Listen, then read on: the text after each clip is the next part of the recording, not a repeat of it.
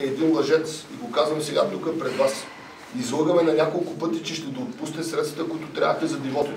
Благодарение на наместа на нашите юристи и на мене лично, ние една сума успяхме да осигурим. Колко беше сумата?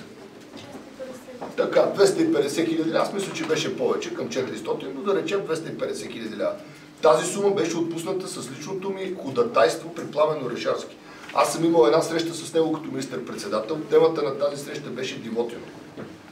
Той повече не пожела да ме види, не ми вдигна телефона, звънях му на няколко пъти, писах му SMS, че лъжи хората в Дивотино и ще ви кажа защо го направи Орешарски. Защото госпожа Янакиева, преди да мине към АБВ, му разказа как парите трябва да се разпределят тук през нея, да не се разпределят централно, защото аз му казах на Орешарски, ела да разпределим парите директно на хората. Защо трябва да има посредници, обществени поръчки и така нататък. Хората са готови на место, ако трябва, в натура му предложих да са парите. В натура, да не са пари, а да са бригади, които държавата ще неми да стегне на хората. Слава Богу, дойде мека зима. Аз се притеснявах как ще изкарат хората зимата. Изкараха я криволяло. Мина сега Росица Янакиева към партията на АБВ, сега па няма кой да разпредели парите. Цялата история е, че БСП краде пари от хората. И това го казвам непрекъснато. Орешарски. Какво прави Орешарски в това правителство според вас? Какво го закара там? Сърцето му е ляво ли, червено по душа? Пепи Стоянович, дядо му се обръща в гроба. В какво правителство е той? Таня Андреева.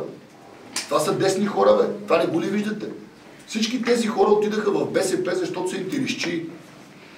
Вие мислите, че тук хората около нас са нямали оферти от БСП ли? Че е нямал Румен Йончев оферта от БСП, че съм нямал аз оферта от БСП. Разберете, БСП предлага оферти само срещу пари на хората. И който се продаде, отива и става министър в тяхното правителство и депутат. Пламен Орешарски излага хората в Дивотино. 2 милиона. Последния път, като говорих, му казах 2 милиона. Той ми каза, дайте само да е до 2 милиона. Викам, 2 милиона не само ще оправят проблема на хората.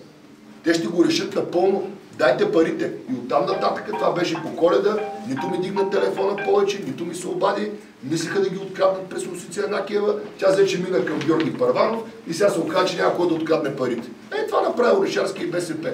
Сега го казвам, цитирайте ме тук и ако иска Пламен Орешарски да ме съди. Аз за всяка една дума ще отида в съда и ще отговарям за нея. Имал съм една среща с него още лятото в Министерски съвет.